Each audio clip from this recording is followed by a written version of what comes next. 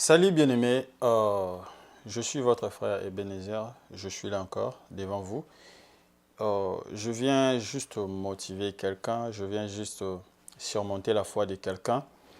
Je sais que ça fait beaucoup de temps, ça fait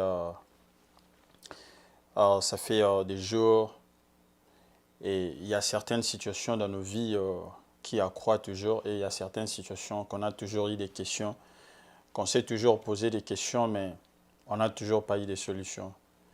Étant des humains, on a toujours eu des inquiétudes. Et par la grâce de Dieu, j'ai juste cette petite motivation ou ce petit sujet qui va nous montrer comment surmonter un peu nos situations difficiles. Bien aimés, étant des enfants de Dieu, on a certainement des situations difficiles, mais qu'on a à surmonter. Vous savez, des fois, dans la vie, il y a des fois certaines situations qui nous arrivent que tu peux commencer à te poser tant de questions.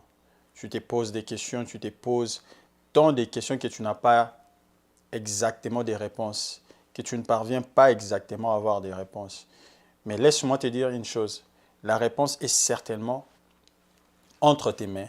La réponse est certainement entre ta vie, ta personnalité. La réponse est certainement entre toi-même.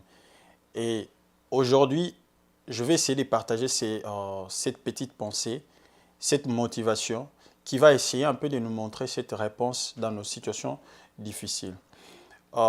Étant des enfants de Dieu, on va lire un petit passage là qui va essayer un peu de nous montrer cela. Prenons les livres de Jacques. Je vais lire les livres de Jacques. Jacques chapitre 5. On va lire ça ensemble. Et c'est quelque chose que le Seigneur m'a tellement mis à cœur. Jacques chapitre 5. On va lire les versets 13 jusqu'au 18. La Bible dit ceci. Quelqu'un parmi vous est-il dans la souffrance qu'il prie? Quelqu'un est-il dans la joie qu'il chante des cantiques? Quelqu'un parmi vous est-il malade, qu'il appelle les anciens de l'Église et que les anciens prient pour lui en roignant l'huile au nom du Seigneur? La prière de la foi sauvera les malades et le Seigneur les relèvera. Et s'il a commis des péchés, il lui sera pardonné. Confessez-vous donc vos péchés les uns aux autres et priez les uns pour les autres, afin que vous soyez guéris. La prière fervente du juste a une grande efficacité. Élie était un homme de la même nature que nous. Il pria avec l'instance et qu'il ne plut point. Et il ne tomba point de pluie sur la terre pendant 3 ans et 6 mois.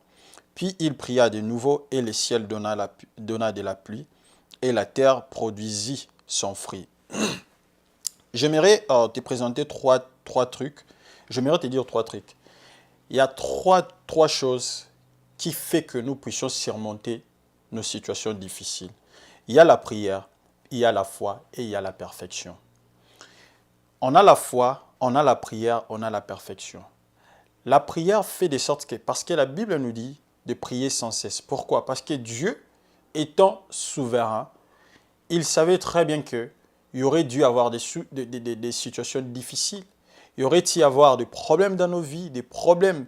Raison pour laquelle il avait même dit malheur à la terre, car le diable est descendu à une grande puissance.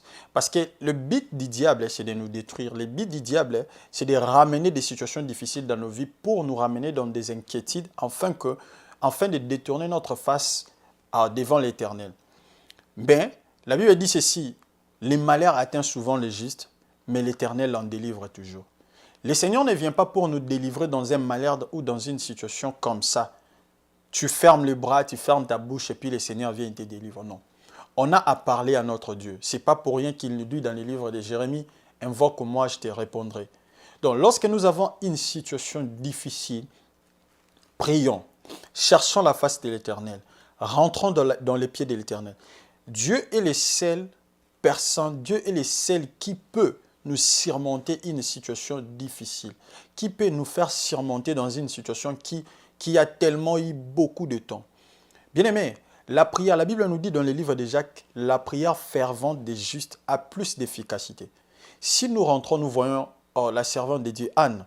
Nous voyons Anne, à cause de sa prière fervente, à cause de sa prière, c'est alors qu'il avait surmonté sa situation difficile. La situation difficile d'Anne était par rapport à l'accouchement. Anne n'avait pas d'enfant. Anne avait reçu tout ce qui était comme insulte. Pénina qui était près d'elle, il a insulté, il a parlé, il a tout fait pour Anne. Mais Anne n'avait pas baissé ses bras. Anne n'avait pas baissé sa main. Anne n'avait pas baissé tout ce qu'il pouvait baisser. Mais Anne avait continué. Il s'était affoncé encore dans la prière. Il s'était affoncé encore. Quand je parle directement, je vois directement aussi la foi.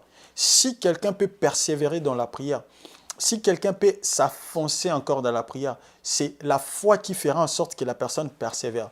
Parce que lorsque tu as la foi en toi, lorsque la foi règne en toi, ça te poussera, même si aujourd'hui tu ne vois pas, même si demain tu ne vois pas, tu as la foi, tu sais que demain, ça accomplira. Tu as la foi, tu sais que même si aujourd'hui je prie, il n'y a rien, demain ça arrivera.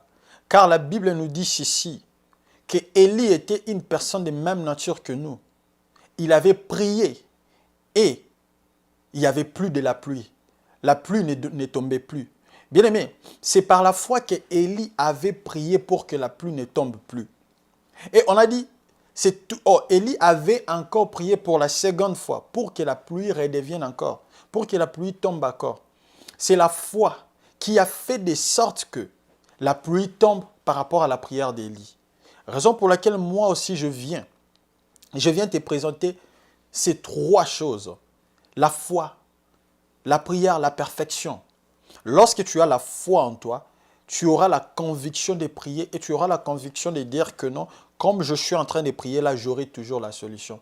Peu importe ta situation, dire, peu importe la maltraitance, peu importe tout ce qui peut t'arriver dans la vie. Bien aimé, ne baisse jamais tes bras, ne baisse jamais ta main. Quand j'ai parlé de la perfection, pourquoi j'ai introduit la perfection? Parce que la Bible dit tous ont péché et sont privés de la gloire. Bien aimé, pendant que tu pries, des fois, tu n'arrives pas à obtenir ta réponse parce que tu es déjà privé de la gloire de Dieu par rapport à tes péchés.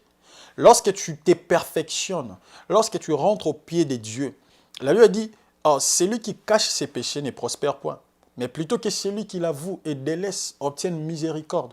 Lorsque tu abandonnes tes péchés, tu rentres au pied de Dieu, tu délaisses tes péchés et puis tu pries Dieu. Dieu dans les cieux va t'exaucer, Dieu dans les cieux va te pardonner, Dieu dans les cieux va faire de sorte que tu sois parfaite.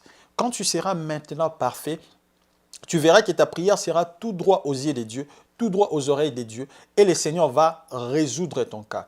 Bien-aimé, laisse-moi te dire ces moments. Laisse-moi te dire maintenant là en face de toi que tu as ces trois choses pour surmonter à cette situation qui a duré. Je ne sais pas c'est quoi ce genre de situation. Je ne sais pas si c'est une maladie. Je ne sais pas si c'est la manque d'argent. Je ne sais pas si c'est la sécheresse. Je ne sais pas si c'est une maladie chronique. Je ne sais pas.